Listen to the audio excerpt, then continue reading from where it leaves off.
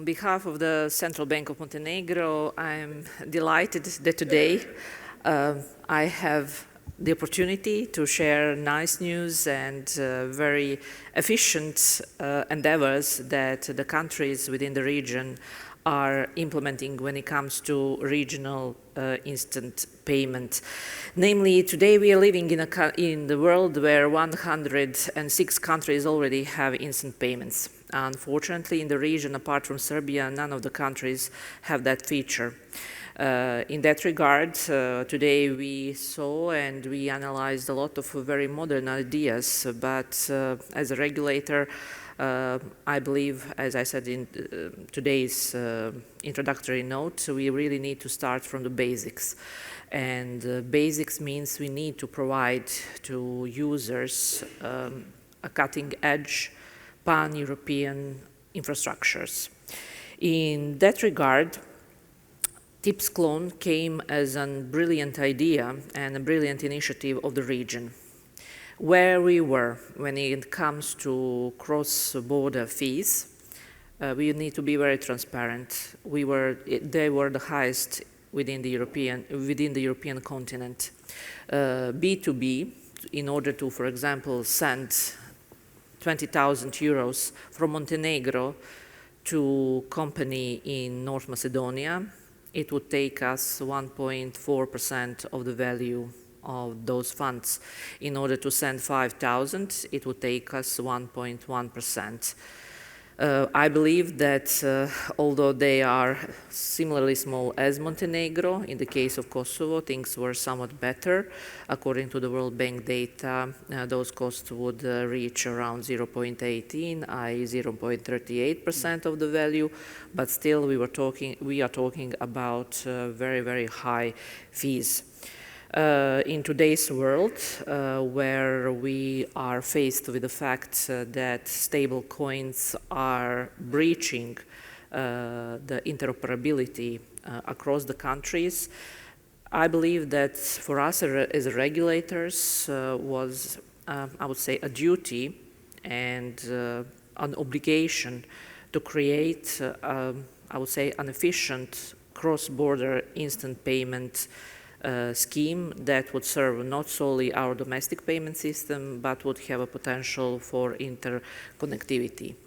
In that regard, I would say that our inspirations were Nordic P27, Asian payment connectivity, and of course RT1. And in that regard, we said why we should not approach to the European Central Bank and request clone, i.e. usage of their instant payment system. Of course, at the first we were rejected.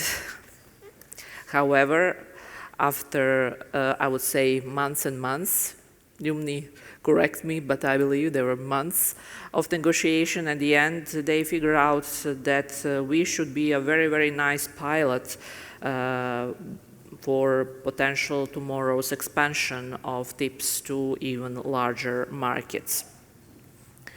So here we are in June 2024, ECB approved TIPS clone deployment. In that regard, Banca d'Italia, one of the operators, overtook this task. They were the institution, in fact they are the institution who will be in charge in settlement of the transaction and the precise cloning of the TIPS. While countries one by one join. Today, there are 5 countries in the region: Albania, Kosovo, North Macedonia, Bosnia and Herzegovina, and Montenegro. So in that aspect, from the structure per se, you can tell that we can already announce that on 20th of July 2026, we will be facing you can expect a new payment system, agile, cutting edge, fully copied TIPS clone, i.e. where the payments will be in real time processed in the matter of 10 seconds. So, however, our aspiration doesn't end there. In 2027, we will be layering those services by adding a regional cross-border instant feature. At the moment, negotiations are not solely relying on one leg out, but on infrastructural adjustments within the Banca d'Italia that would allow cross-border features and cross-border payments among our countries.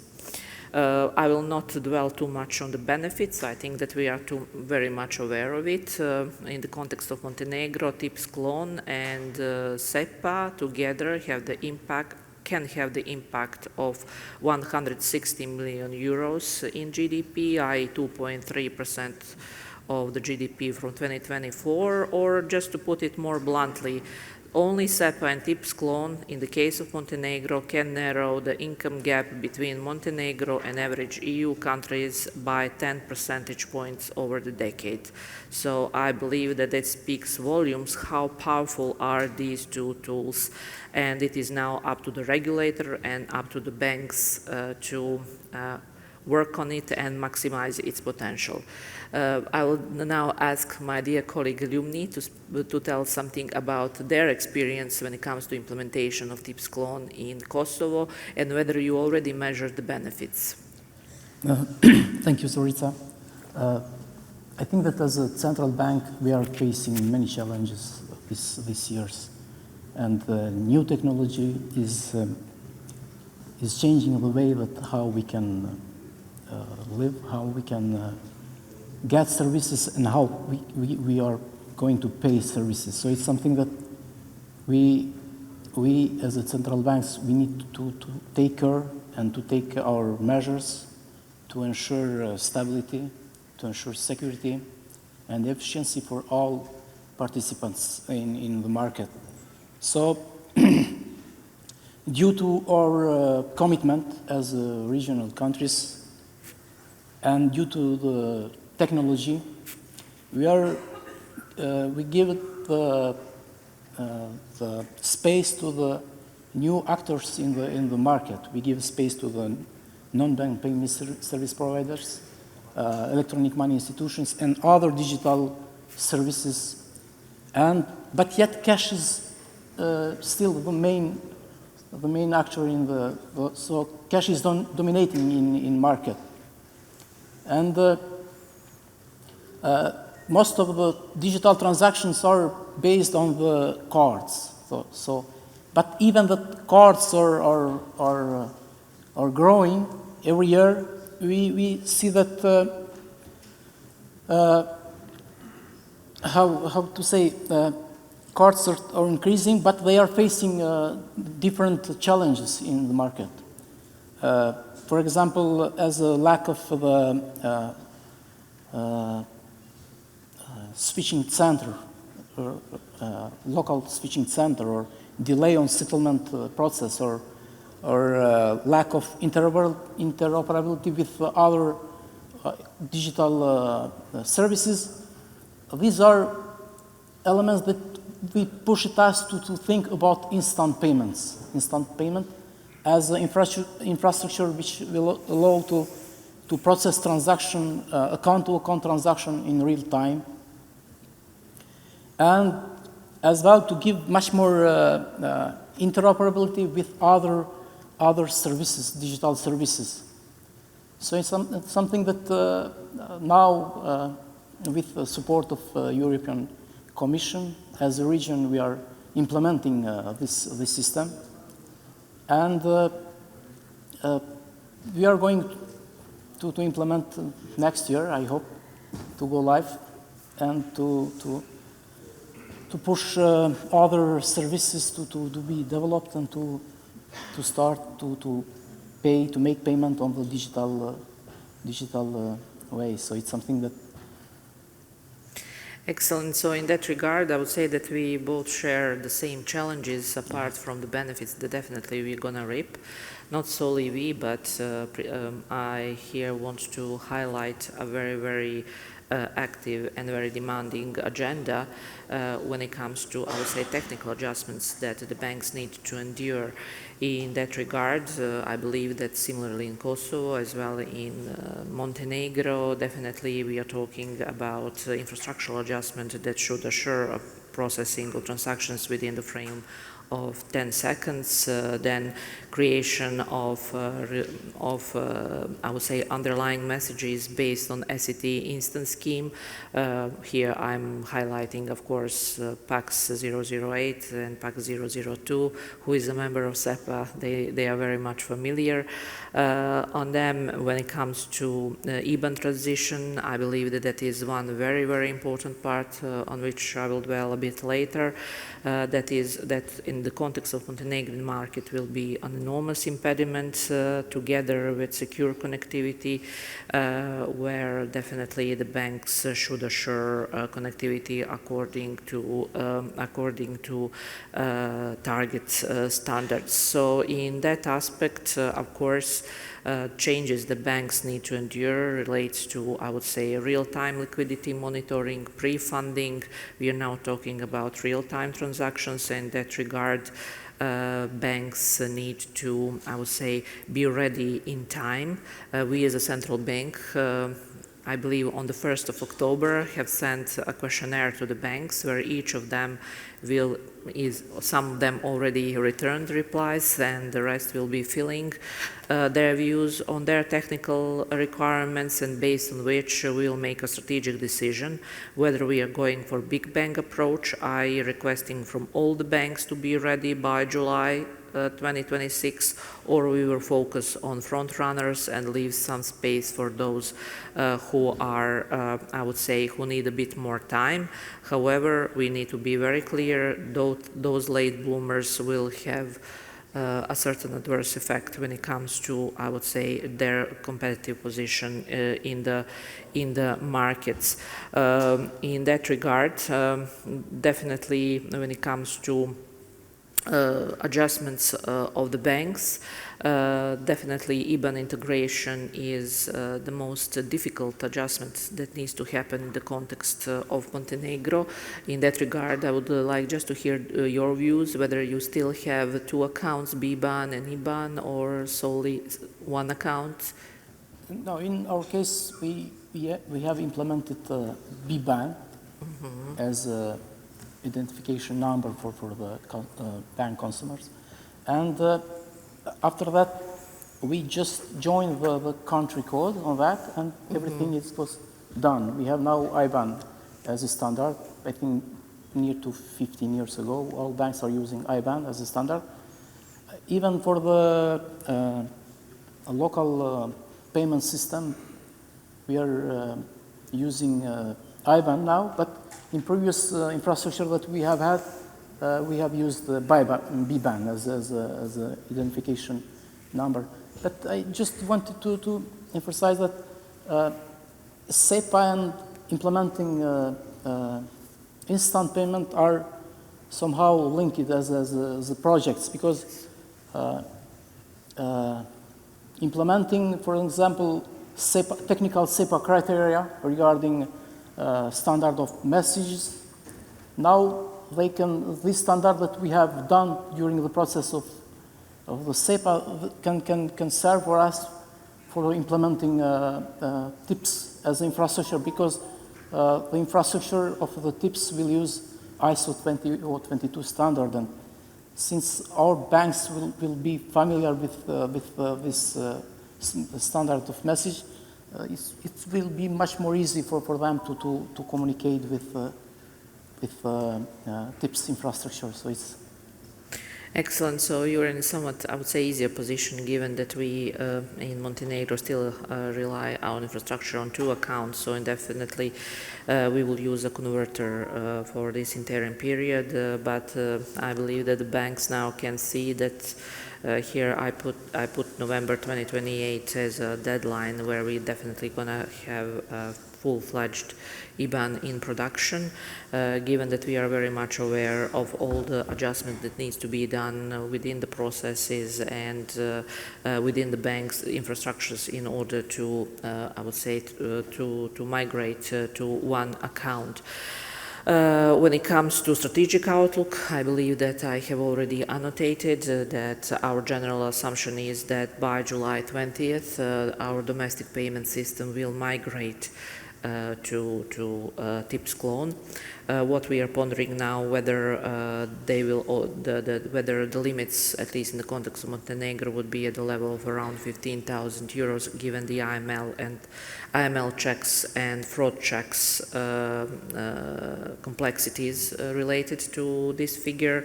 Although I would love to wish that by that time all the banks would I would say, implement and integrate real-time fraud checks. I have to admit that this is a very, very tedious and very strenuous process for the banks, given that July 2026 is just around the corner. But I believe that all our countries are, when it comes to perspective of TIPS clone, are pursuing the idea of interoperability within the 2027, and once when we enter within the EU, hopefully Montenegro in 2028, we will have all prerequisites just to immediately migrate to the original TIPS. When it comes to the topic of overlay services, today we were talking about digitalization. We talked how about the mindset. I think that we really need to be realistic. I will give you just a few figures. We are talking about KYC, onboarding, etc. In the same vein, at least in Montenegro, we have faced the situation that out of those companies who have mobile and internet banking, bank by bank, the time span in the last 90 days, those companies, in most cases, only between 5 to 40% of those who are having the ability use digital channels to execute the payment. So we are talking about a very, very hard work ahead of us, both on the side of the banks and the general public. Here as well, we are talking about regulators. There is enormous work that we as a regulator that need to do in that regard. I'm a big believer that supply can create a demand, so definitely the public administration should play a very, very important role as well. And in that aspect, I believe that through the overlay services that the central banks within TIPS clone will be providing would, I would say, create additional layer of, I would say, digital channels and customer and easy customer user. When it comes to Montenegro, we are still pondering which overlay services will we be providing, but definitely verification of pay, QR code, NFC, and request to pay are a must. And with that, what we want to achieve is, I believe that I said this in my morning's key speech, that we need to assure that by the 2030, the number of electronically executed transactions is equal to those in cash. Maybe we are modest. I would like to be overly ambitious, but we as well need to live in a reality of empirical evidence. Figures that I have just said to you, out of 85% of those who have the right to have the account, only 59% of those are women who made digital payments, 64% when we are talking about males, so there is an enormous gap that needs to be filled. And in that aspect, I would say that the role of the regulator is paramount. Would you agree with me, Lumni? What is the position of Kosovo? Yes, yes, of course. Having in place instant payment infrastructure, we are providing only the core infrastructure for the instant transactions. After that, it's up to the industry, to the payment service providers to provide digital services for their clients.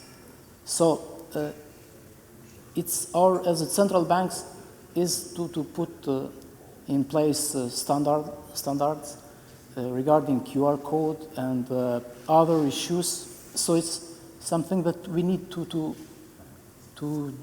discuss, I think that internally, but as the region countries, how we can implement this kind of services. I think that having in mind that we have close cooperation between our citizens. They are moving every week and during the summertime. And we need to have services which are much more interoperable between our countries. So having in place one common infrastructure for all countries will be very good, very good for us, because even it will enable services between our countries. It as well help us to integrate our infrastructure with EU infrastructure, such as European Payment Initiative, such as wallet, digital wallet application there. So it's something that if we deal together to have in place one central infrastructure for this kind of services, we will help our community and our businesses. So it's something that the role of central bank in this part is very, very important. So I don't know. We need to prepare our legal framework for the instant payment infrastructure, to have a rule book, and as well to manage the risk regarding fraud and other security risks. So it's something that the central bank is having here a big role. So I think that with the regional cooperation and with the support of EU, we as the central banks can ensure a transposition of payment services in our country to the instant and interoperable services. So it's something that will bring benefits to our clients and to our businesses.